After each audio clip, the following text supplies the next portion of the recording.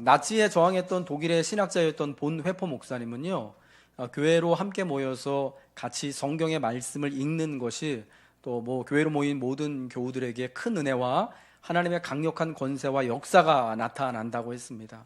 우리 모임 가운데 다른 어떠한 것이 없어도 사실은 하나님의 말씀을 같이 읽는, 교회로 모여서 같이 읽고 듣는 것만으로도 하나님의 큰 위로와 은혜를 누리게 된다라는 거예요.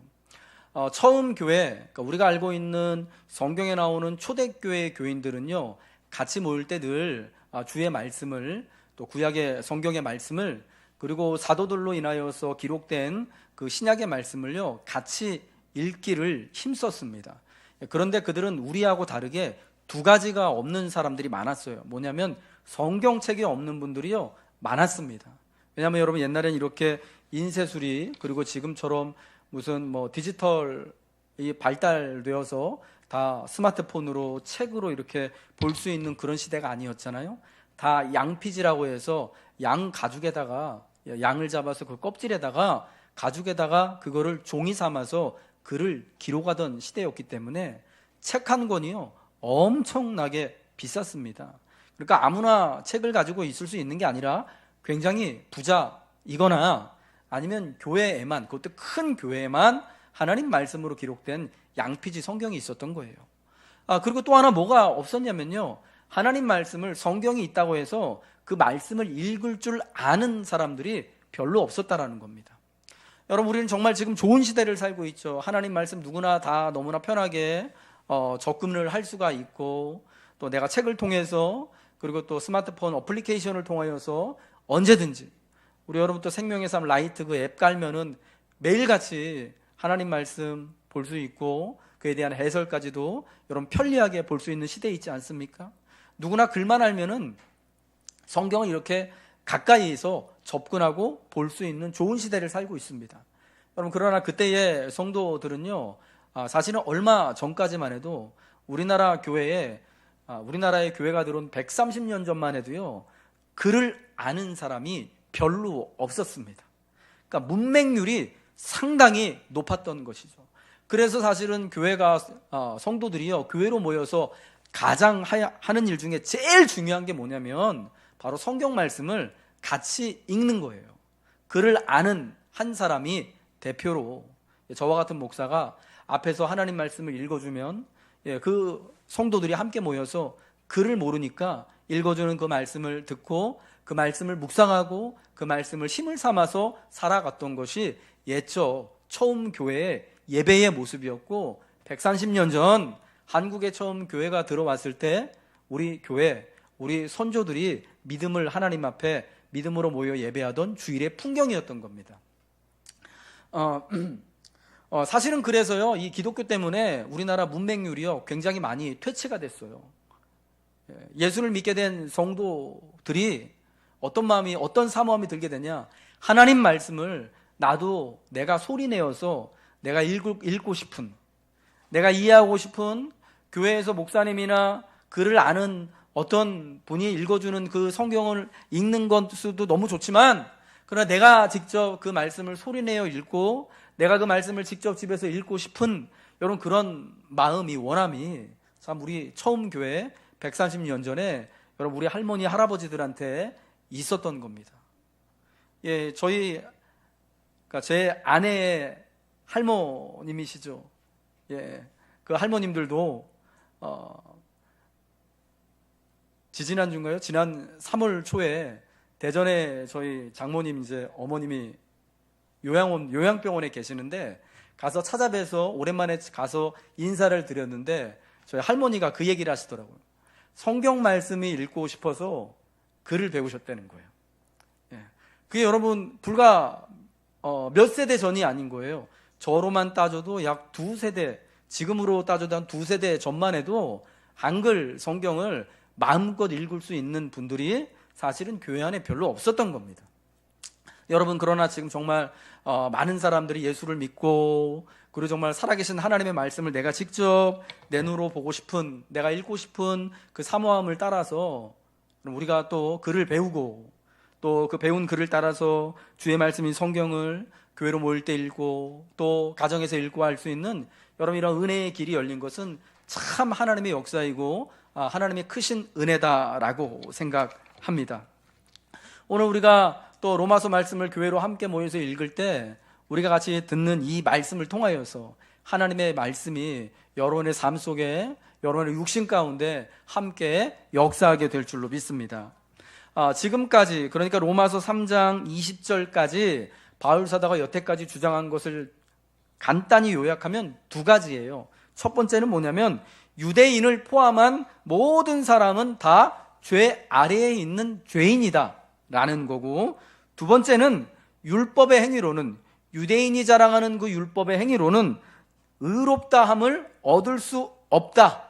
그러나 율법으로는 다만 죄, 이런 것이 죄구나, 그래서 내가 하나님 앞에 죄인이구나 라는 것을 깨달을 뿐이다 라는 것입니다. 이어지는 21절부터의 말씀은 신약 성경의 말씀 중에서 특별히 바울 사도가 기록한 13개의 서신서 중에서 가장 유명한 말씀들입니다. 22절부터 24절 말씀 우리 같이 한번 한 목소리로 우리 옛날 우리 할머니 할아버지들처럼 같이 한번 읽어보겠습니다. 시작. 곧 예수 그리스도를 믿음으로 말미암아 모든 믿는 자에게 미치는 하나님의 의인이 차별이 없느니라.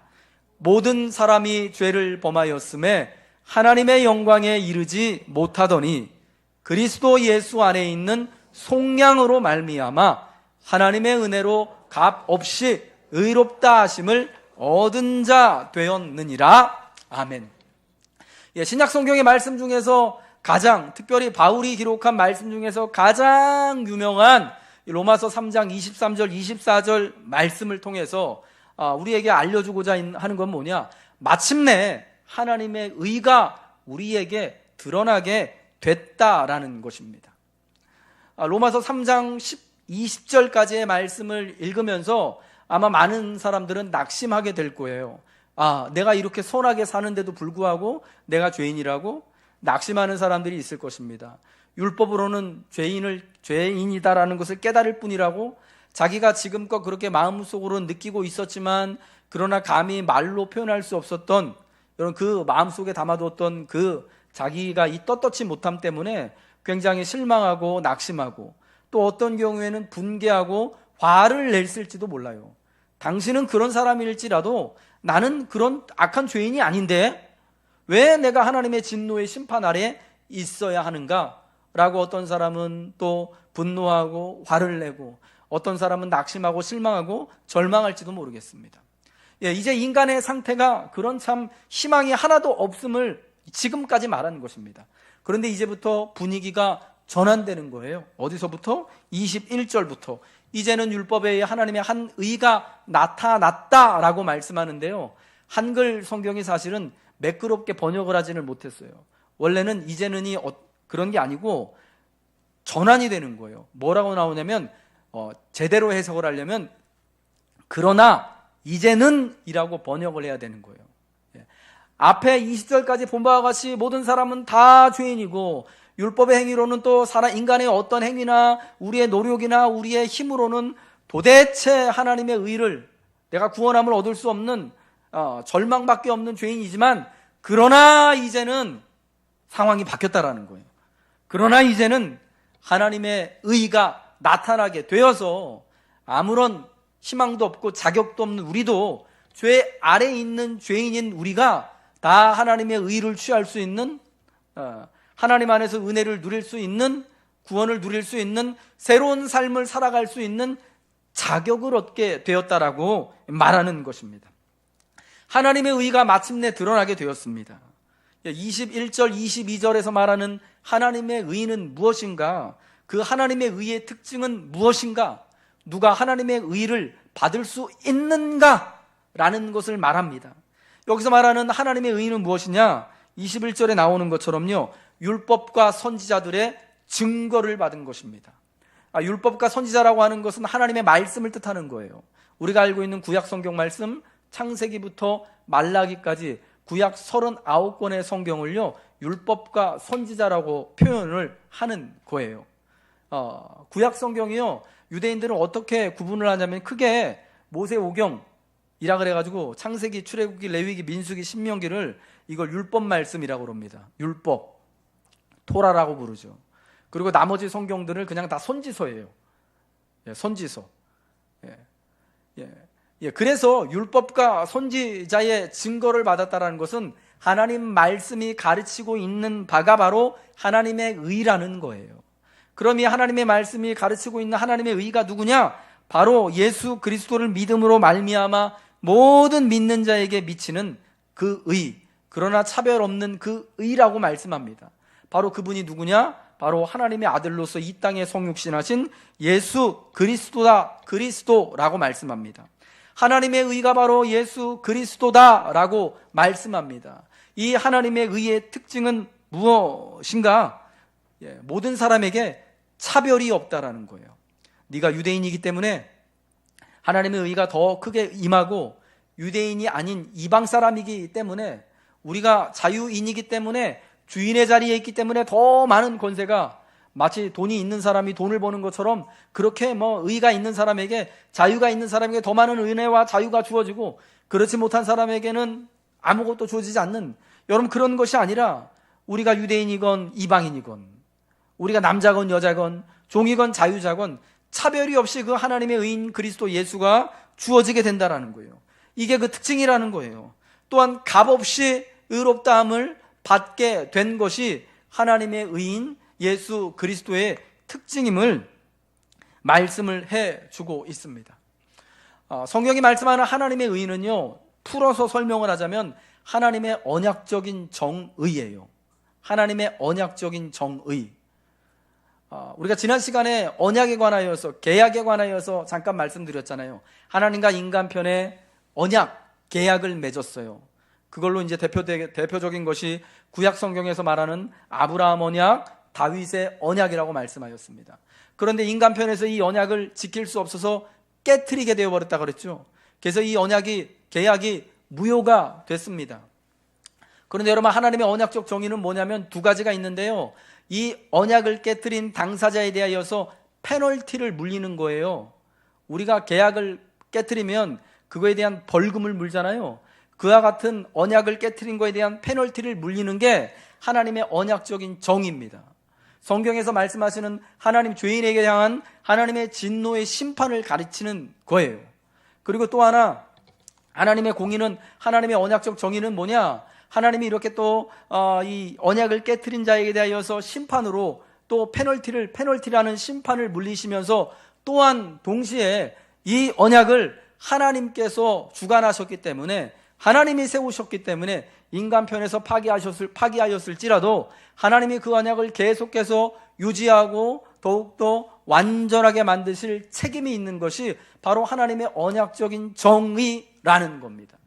여러분, 이 정의를 따라서 이 하나님의 의, 하나님의 언약적 정의를 이루시기 위하여서 하나님은 어떻게 하셨느냐? 하나님 자신이 사람과 같은 모습으로 이 땅에 오셔서 우리의 대신, 우리가 받아야 될 그 언약에 대한 페널티, 하나님의 진노의 심판을 바로 십자가에서 대신 받으신 거예요. 여러분, 이게 바로 예수님의 십자가 사건이었다라는 것입니다. 그래서 이제 이 십자가로 말미암아서 우리가 하나님 앞에 보상하고 우리가 갚아야 될 모든 페널티, 언약의 모든 페널티, 심판의 모든 것들을 다 이루게 하셨다라는 것입니다. 여러분, 여기서 우리가 알아야 되는 것은요, 인간 편에서, 내 편에서 하나님 앞에 내가 보상해 드릴 수 있는 자격도 없고 방법도 없다라는 거예요. 마치 우리는 하나님의 의에 대해서 완전히 신용불량자, 파산자와 같은 상태에 있는 거예요. 그래서 내게 조금이라도 남아있는 것이 하나도 없기 때문에 하나님이 요구하시는 하나님의 언약적 정의에 대한 그 심판에 대한 그 보응에 대한 그 페널티, 그 계약을 파기한 거에 대한 물어줘야 되는데 그거를 내 편에서 하나도 해낼 수가 없는 거죠. 그러나 이 모든 것을 하나님께서 하나님의 뜻대로, 하나님이 직접 사람이 되셔서 죄가 하나도 없으신 그분이 우리를 위하여서 대신 그 모든 페널티를, 그 모든 심판을 다 받으시고, 이제는 우리가 하나님 앞에 빚진 것이, 이제는 우리가 죄에 빚진 것이 하나도 없도록 우리를 신용 불량의 상태에서 다시금 여러분 건강한 뭐라 그럽니까? 신용이 하나님께 대하여서 완전히 회복된 상태로 만들어 주신 것이 바로 예수님을 화목제물 삼으신 십자가 사건이었다라는 것입니다. 그리하여서 여러분 이 예수님이 바로 하나님의 의로움이 되어 주신다라는 겁니다. 하나님의 심판을 사람의 대표로서 온전히 감당하시고 언약에 대한 하나님의 신실하심을 증명하여서 하나님의 의를 이루시고 그 하나님의 의가 동시에 예수 믿는 모든 자들에게 전달될 수 있도록 하신 것입니다. 여러분, 그래서 예수님은요 하나님의 의이시며 하나님의 의로움이시면서 또한 동시에 예수를 믿음으로 말미암아 믿는 모든 자들에게 이 하나님의 의가 전달되어지도록 하는 여러분 그러한 역사를 하시는 겁니다. 그리스도 예수를 통하여서 하나님의 온전한 의가, 하나님의 온전한 구원과 은혜가 믿는 자들에게 더하여지게 된다라는 것입니다. 하나님의 의가 자격 없는 나에게 어떻게 오게 되느냐? 예수 그리스도를 통하여서, 예수 그리스도를 믿음으로 통하여서 우리에게 오게 됨을 오늘 이 가장 유명한 성경 말씀 로마서 3장 22절, 23절, 24절 말씀이 저와 여러분에게 말씀해주고 있다라는 것입니다. 이러한 이야기를 하면은 또 이 글을, 이 말씀을 듣는 자들 중에 이러한 궁금증과 의심을 생기는 분들이 있습니다. 하나님이 그러면 어차피 다 용서해 주시기로 결정을 하셨다면은, 그렇게 긍휼이 많고 사랑이 많으시다면 왜 그렇게 복잡하게 하나님이 사람도 되시고 십자가에 달려 돌아가시냐? 그러지 말고 그냥 용서해 주실 수는 없는 거냐? 야, 너희 죄인이지만 너희 나에 대하여서 언약을 파기하여서 페널티 받아야 내야 될 것이 왕창이지만 내가 다 탕감해 줄게 하면 끝나는 걸 텐데 왜 이렇게 복잡하게 하십니까? 여러분, 그것은 인간을 몰라서 그러는 거예요. 하나님은 분명 그렇게 하실 수 있습니다. 그러나 여러분, 죄 없으신 그분의 십자가가 없다면 우리가 어떻게 하나님의 의로우심을 알 수 있습니까? 하나님의 사랑을 우리가 어떻게 깨달을 수 있습니까? 하나님이 십자가 없이 그냥 우리를 다 용서해 주시기로 결정하셨다면 여러분, 우리가 죄인인 줄 십자가 없이 어떻게 깨닫고 어떻게 하나님의 그 풍성한 사랑, 자신을 우리를 대신하여서 하나님께서 십자가에 달려서 그 고난과 수고와 멸시와 죽음을 당하신 그 사랑을, 그 공의를 우리가 어떻게 알겠냐는 거예요. 여러분, 하나님이 이러한 복잡한 방법, 우리가 볼 때 이렇게 수고로운 방법을 쓰시는 이유는 뭐냐? 순전히 저를 위해서인 거예요. 여러분을 위해서인 거예요. 하나님의 언약적인 공의가 과연 심판을 행하시면서 또한 동시에 자비와 긍휼을 나타내시는 하나님의 의가 무엇인지를 무능한 우리들이요, 자격 없는 우리들이, 이해하지 못하는 우리들이 그래도 이해할 수 있도록 하시기 위하여서 예수님께서 이 땅에 화목제물로 십자가에 달려 돌아가시게 되었다라는 것입니다. 여러분, 그래서 이 놀라운 하나님의 의는요 모든 사람에게 미치는 차별이 없는 의고요, 또 그리스도 예수 안에 있는 속량으로 말미암아 하나님의 은혜로 값없이 의롭다 하심을 얻는 자가 되었다라고 말씀하는 것처럼 값없이, 그러니까 우리 편에서 값없이 의롭다함을 얻게 되었다라는 거예요. 값없이. 물론 하나님 편에서는 하나님이요 가장 귀한 것을 내어놓으셨습니다. 세상에 어떤 것으로도 값을 다 치를 수 없는 하나님의 독생자 예수 그리스도가 이 땅에 오시고 그분이 십자가에 달려 고난과 죽음을 당하시는 엄청난 값, 제 대신에 예수님이 달려 돌아가셨으니 여러분, 저보다 예수님이 얼마나 더 값지고 귀하신 분입니까? 그런 엄청난 값을 하나님 편에서는 지불하신 것입니다. 그러나 내 편에서는, 여러분 편에서는 내가 이 의의를 얻기 위하여서 지불한 게 하나도 없으니까 나는 오직 예수님의 은혜로 값없이 받게 된 것이 맞다라는 것입니다. 여러분, 그래서 이것을 에베소서 2장 8절과 9절에서는 다른 말로 하나님의 선물이다 라고 말합니다. 우리 같이 한번 읽겠습니다. 에베소서 2장 8절 9절입니다. 시작.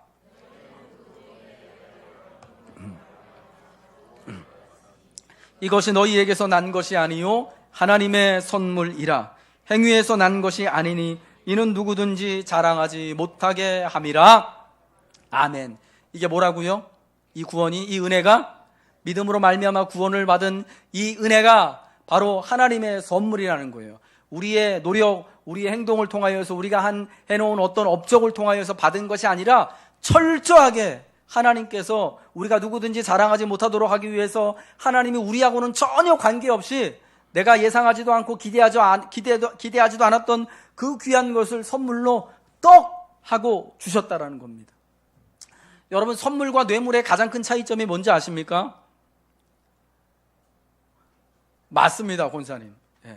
대가의 유무를 따져서 이것은 선물이 되기도 하고 또 똑같은 것인데 뇌물이 되기도 하는 것입니다. 선물은 그냥 그저 내가 좋아서 정말 주는 게 너무 행복해서 기꺼이 감사해서 주는 게 선물이에요. 뭐 바라는 게 없어요. 그것은 거기에는 내가 이만큼 주니까 나중에 이 사람이 또 요만큼을 나한테 또 더 해주겠지. 여러분, 그런 마음이 조금이라도 있으면 여러분, 그건 선물이 아니고 뇌물이 되는 거예요. 뭔가 대가를 바라고 주는 거예요. 여러분, 하나님은 우리에게 뭔가 대가를 바라시고 주시는 분이 아닌 거예요. 그저 우리를 긍휼히 여기시는 그 사랑의 마음으로 하나님의 공의를 만족시키시기 위하여서, 하나님의 공의를 하나님이 스스로 이루시기 위하여서 예수 그리스도를 구원을 위한 우리에게 하나님의 선물로 값없이 주신 것이다 라는 것입니다. 구원, 하나님의 의는 오직 예수 그리스도를 통해서만 받는 하나님의 선물입니다. 은혜입니다. 이 은혜는, 이 선물은 오직 예수 그리스도를 믿음으로만 받는다라고 말씀합니다. 여러분, 그런데 이게 왜 값 없이 받는 것이냐? 여러분, 여기에는요, 내 믿음도 아무런 영향을 발휘하지 못한다라는 의미가 들어가 있는 거예요. 오늘 22절 말씀에 예수 그리스도를 믿음으로 말미암아 모든 믿는 자에게 미치는 하나님의 의인이 차별이 없다라고 말씀합니다.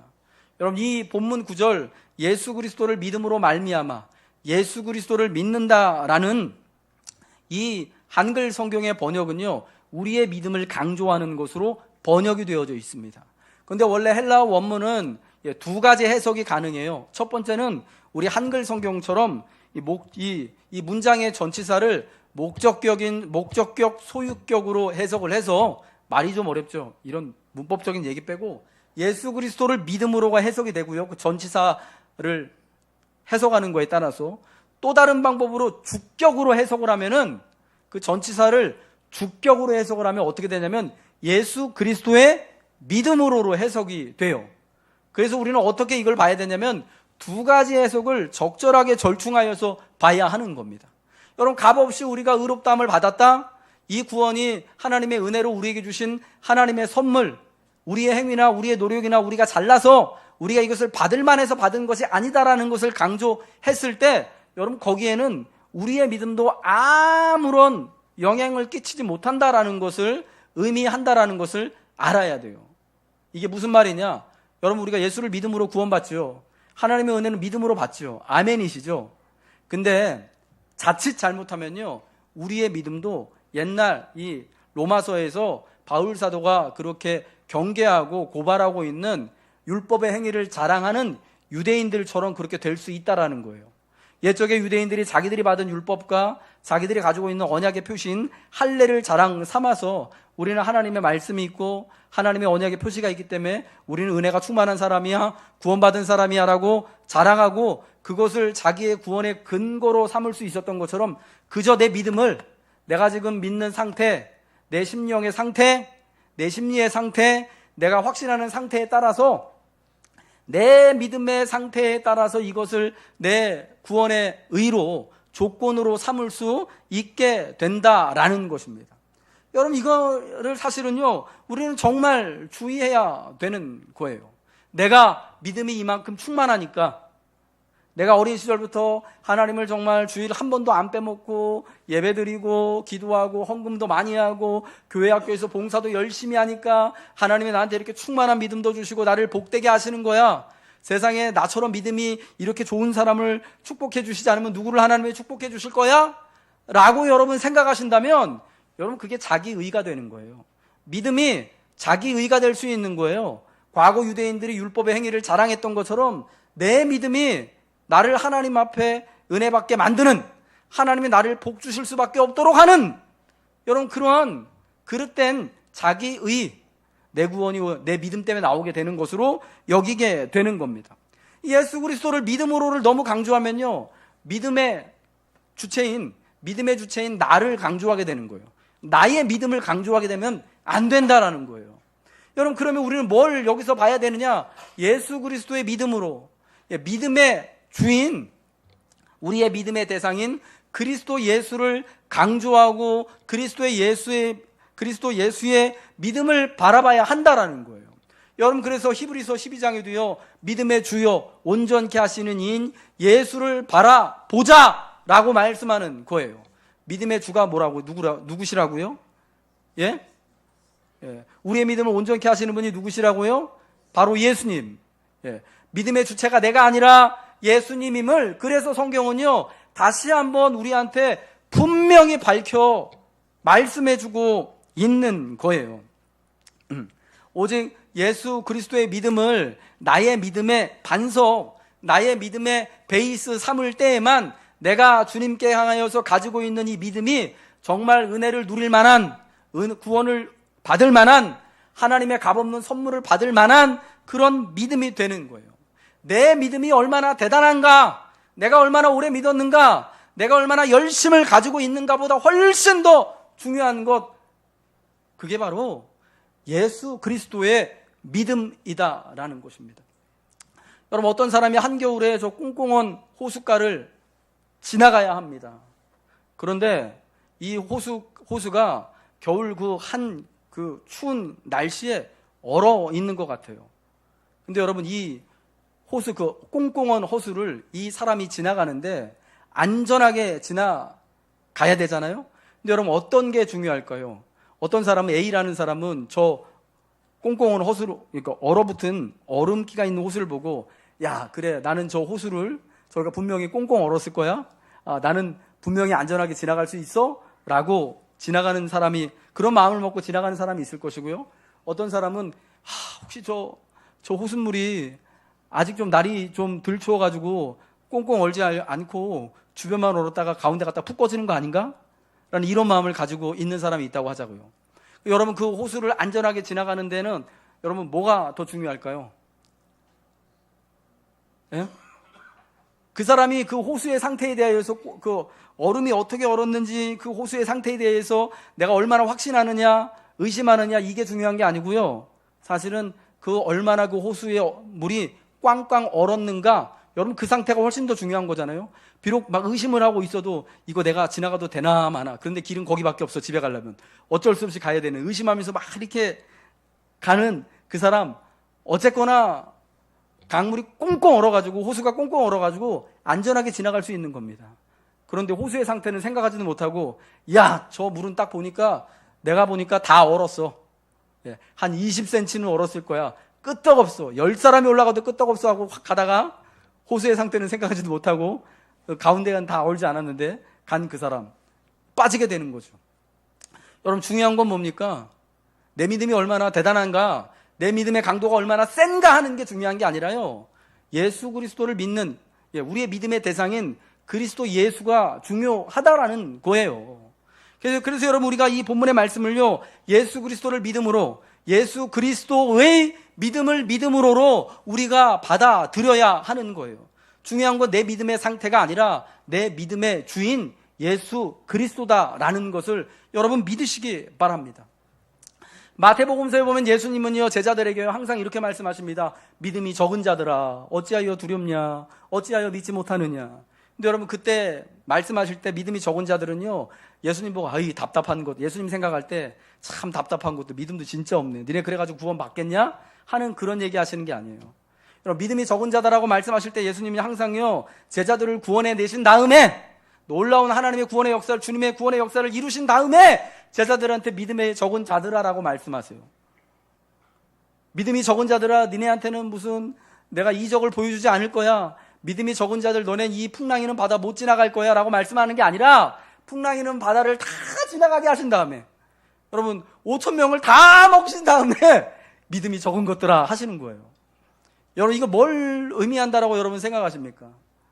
하나님이, 예수님이 나를 구원해 주시고 건져 주시는 게요, 내 믿음의 강도의 상태에 있는 게 아니라, 내가 믿음의 주고 나를 온전케 하시는 그리스도 예수와 함께하고 있느냐, 내 믿음이 비록 적을지라도 내가 나의 믿음의 주가 되신 예수 그리스도를 반석으로 삼고 있느냐? 여러분, 여기에 달려 있다라는 것을 말씀해 주는 거 아니겠습니까? 아멘이시죠? 그럼 여러분, 우리의 믿음을요, 오직 예수 그리스도의 믿음의 반석 위에 세우시길 주님의 이름으로 축복합니다. 축복합니다. 여러분, 그럼 예수님의 믿음은 어떤 믿음이냐? 예수 그리스도의 믿음, 우리에게 값없는 그 하나님의 구원의 은혜를 주시고 하나님의 의를 우리에게 이렇게 또 허락해 주시는 예수 그리스도의 믿음은 뭐냐? 죽기까지, 십자가에 달리시기까지 아버지께 순종한 믿음이 바로 예수님의 믿음이었다라는 것입니다. 여러분, 그럼 예수 그리스도의 믿음을 우리가 붙들고 살아가는 또 우리에게도 어떤 믿음이 요구되느냐? 예수님의 믿음, 순종하는 믿음이 요구되는 거예요. 하나님 아버지의 말씀에 순종하는, 여러분 그 두 아들의 비유 아시잖아요. 야, 나가서 일하고 와라, 포도원 가서. 그랬더니 한 아들은 안 갈래요 하고 땡깡 부렸다가 나중에 아버지 말씀 따라 포도원에 가서 일하는데, 한 아들은 갈게요 그리고 나중에 보니까 말을 안 들어. 여러분, 누가 믿음이 있는 자입니까? 누가 순종한 자입니까? 믿음은 뭘로 보여주는 거라고요? 겉으로 보면요, 아버지 말에 순종하고 믿음이 있어 보이는 사람은 갈게요 하고 안 간 이 아들일 거예요. 그러나 정말 믿음이 있는 사람, 하나님의 뜻을 따르는 사람은 순종하는 자녀다라는 것을 여러분 분명히 보여주는 것입니다. 그럼 여러분, 예수 그리스도의 믿음, 하나님 아버지께 죽기까지 순종하신 그 예수님의 믿음을 따라서 우리도 우리에게 또 구원을 자격 없는 나에게 차별 없이 가볍이 이 은혜를 선물로 주신 그리스도 예수의 말씀을 순종하시기 바랍니다. 따르시기 바랍니다. 그리고 아버지 하나님께 순종하시기를 주님의 이름으로 축복합니다.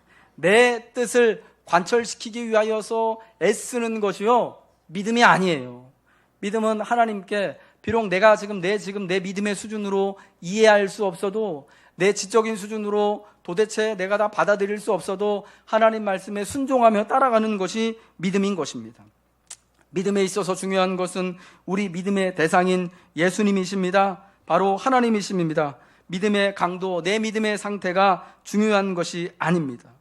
오늘 십자가 그리고 예수님의 믿음이 나의 믿음의 근거가 되는 것은 오직 예수 그리스도의 믿음으로 말미암아, 화목제물 되신 십자가 사건으로 말미암아 예수님의 믿음이 나의 믿음이 되고 여러분의 믿음이 되신 줄 믿으시기 바랍니다. 오늘 예수님의 의가, 예수님의 믿음이 나의 의가 되고 나의 믿음이 되는 것, 바로 주님의 십자가 그 순종함 때문이었음을 믿으시기를 주님의 이름으로 축복합니다. 오늘 이 말씀을 따라서 값없이, 차별 없이 주시는 이 하나님의 의인 예수 그리스도를, 그분의 믿음을, 우리 역시 그분의 믿음을 따라 내 믿음으로 받아들여서 하나님의 풍성한 그 선물, 은혜의 선물을 우리의 삶을 따라가며 하나님의 통치에 순종하며 다스림에 기뻐하며 하나님을 따라 살아가는 주님의 자녀들 되시길 주의 이름으로 축복합니다.